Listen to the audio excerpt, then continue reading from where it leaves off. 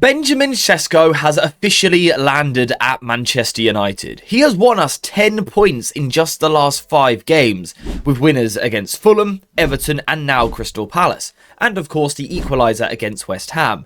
He's been absolutely fantastic, and I think he is one of the best young forwards that we've had at Old Trafford in the past decade. Now, I personally think one of the best things about Benjamin Sesko, and one of the reasons why he's so important to Michael Carrick, is because he is unique. We don't have another player like Cesko, someone who is 6'5", really good in the air, absolutely rapid, and a lethal finisher as well. That's a great combination to have.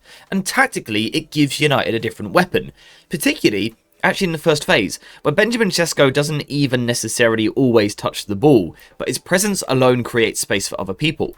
And what we saw against Palace was that in the first phase, if United couldn't play out from the back, if we couldn't work the ball forward, then we could go long, we could go more direct. Now, Cesko is fantastic. He's adapted really well to the physicality of the Premier League. He's done a very good job of winning a lot of these aerial duels or these aerial battles. In the air, he's been very good at that. But what's really important here is Bryan and Mbeumo. The dynamic that these two have together on these long ball situations is really, really good. And I think getting Mbeumo and Cesko close together is something that Carrick did very well against Crystal Palace. We could see several times that threatening ball in behind, where we go long towards Cesko, and then Mbeumo is making that run off the ball. That is where Bryan Mbeumo has thrived throughout his career. He's been absolutely fantastic when he's been able to play off of a focal point.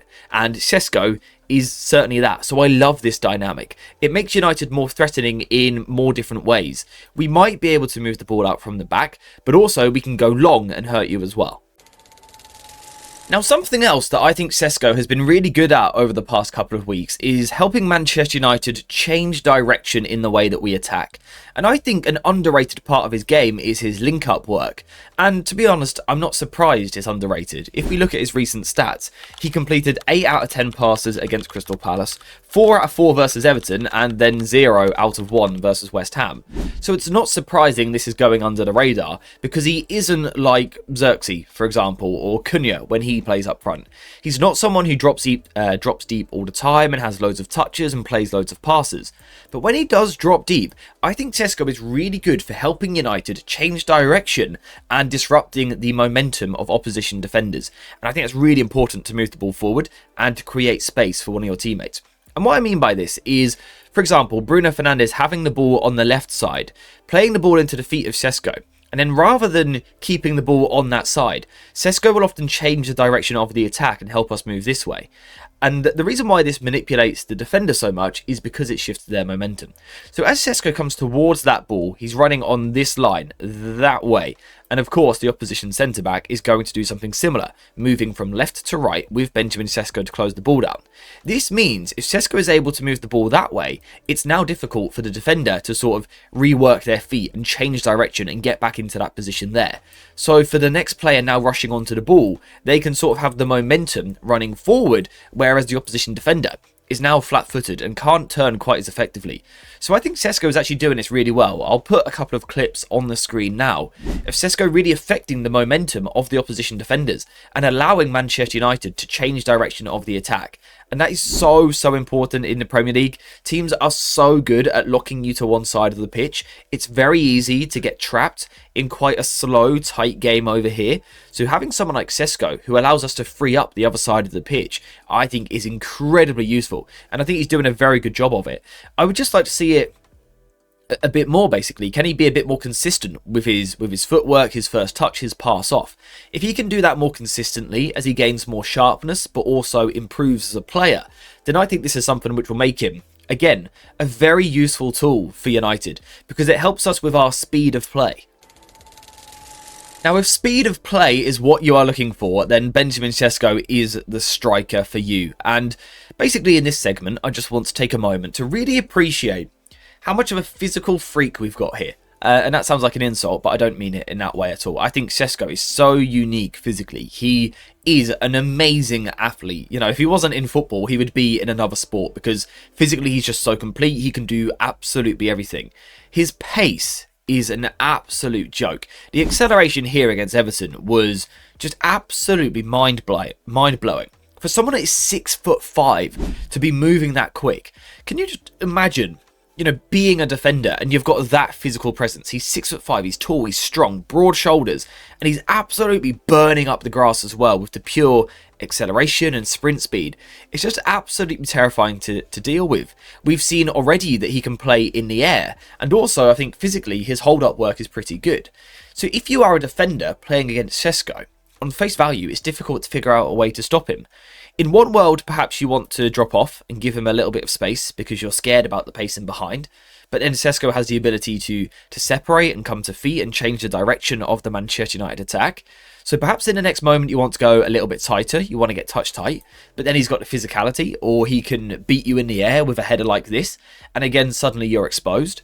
And we know that in any moment, if he gets on the blind side of a defender or has any sort of space to run into, well then Cesko is just absolutely rapid. I don't know as a defender, physically, how you're meant to cope with him. You can't go for that rough and tumble approach because he's strong enough to deal with it. You can't sit off because he'll go and play in the space. And if you leave any room in behind, he's just too quick for you. So Cesko, physically, I just really want to appreciate him for a second. I think he's absolutely immense. And once he technically improves, and also perhaps the psychological side of the game as well, matures as a player, gets more experience, things like that, then he is going to be absolutely frightening. If you could sort of physically make a striker, they look like Benjamin Sesko. So physically, Cesko is just an absolute monster, but it would be wrong to say that he is pure just brute force. There's a very clever young man here as well. He's very intelligent. I think we've all seen those conversations with Bruno Fernandes. He's clearly someone who wants to learn. He's in constant communication with Bruno, figuring out sort of what they're going to do next and how he should be improving and what movement we want to see. And I think against Palace, we saw some really good examples of good movement, of course, one of those being for the goal. But I also think we saw moments where it needs a little bit of work as well. And that's the great thing about Cesko. He's winning us points, he's winning us matches right now, and there is clear room for development and improvement, which is really exciting. So we've got Cesko in the middle here. I'll stop waffling and get to the play. Cesko in the middle here, and just the first thing is being switched on and getting yourself checked back into a good position to attack the next phase. Because the Manchester United phase was slow here, but the ball then goes wide to Bruno Fernandes. So it's important that your striker is switched on, getting himself back into a good position. That's a good start. Then you've got this, which I think is silent communication. On a football pitch, it's so loud, you've got a stadium, you've got the atmosphere and everything. Actually hearing your teammates is quite difficult. So you've got to make sure you're communicating with your teammate, either with a little bit of eye contact or with an arm movement to signal where you want the ball. But I think this is something that Cesko does a lot. Every time we've broken down a Cesko goal recently, we've highlighted this at some point, eye contact with Bruno Fernandes, to sort of give him that signal of, I'm here, I want the ball, I'm ready, just put the ball in. And then, of course, the movement is good. Cesko always finds himself in this position here, on the back of a defender. So the defender cannot see Cesko. The defender can only see the ball, which means Cesko has basically found himself in between two players, really. It's very clever. And as that ball comes in, the defender is still watching the ball, which is why Cesko is able to get just that little bit of separation, just that little bit of distance away from the defender. And that's what gives him the head start to win this header. Now, this one doesn't go in, but it's sort of a warning sign to Crystal Palace that Cesko is dangerous in the box. Then we've got this one here, which perhaps wasn't so good from Cesko and is a sign that he still needs some work. Now, initially, I think the work is really good. He finds himself in the middle of the box, isolated with a centre-back. And he's clever. First of all, he's got that eye contact, again, with Bruno. They have that moment where they look at each other and signal what they want to do. And I think Cesko does really well, staying again on the blind side of the defender. Cesko doesn't rush into the box too early. If he does, the centre-back can pick him up. The centre-back can use his arm to feel where Cesko is, and then he knows the whole move where Cesko is going to be. So Cesko just keeps his distance a little bit, which is a really important thing to do. He stays on the blind side so that the defender doesn't know where he is. And then he makes a really good movement. Whilst the centre-back is looking at the ball, Cesko makes that movement behind the centre-back, which is great, because then he's completely on the blind side. But I think what he has to do after is then check back into the space in front. He then has to check back across that way. That's where he should be going. He should now be darting towards the near post. But he just doesn't make that movement. He drifts towards the back post. And Bruno was visibly frustrated after this one. So that's where, Cesko isn't perfect. And that's fine because he's young. But again, I like the prep work. The prep work's really good. He gets himself into a great position. It's just here. He checks back post, which is great. But then you've got to get back across at the near post to attack that ball. He doesn't, but that's one for him to learn from. And of course, we cannot talk about this Cesko performance without talking about his match winner. Another match winner from Cesko, our young striker, literally winning Manchester United points right now, almost dragging us into the top 3, which is fantastic to see. Now again, Cesko makes an initial movement. Cunha is attacking the ball in the box, but it doesn't work out. But again, importantly, Cesko is switched on. He knows that United need a goal, so he immediately gets himself back into position, back onside. If you look at Cunha over here, Cunha was actually sort of shattered at the time, so was still off the pitch. But Cesko was sort of alert and reset himself, ready for the next move. And again, what does he do? He has that moment where him and Bruno clock each other. They realise where each other are, and they realise what could potentially happen here. So Cesko knows what he has to do next. He's got to get on the blind side of that defender. The defender is always going to look at the ball because they have to know where the ball is. They physically have to. So Cesko gets himself on the back of the defender, on the blind side. So again, the centre-back can't grab him. Centre-backs want to be touch tight with people. They want to feel the striker. They want to grab him. They want to rough him up. They want to know where that striker is.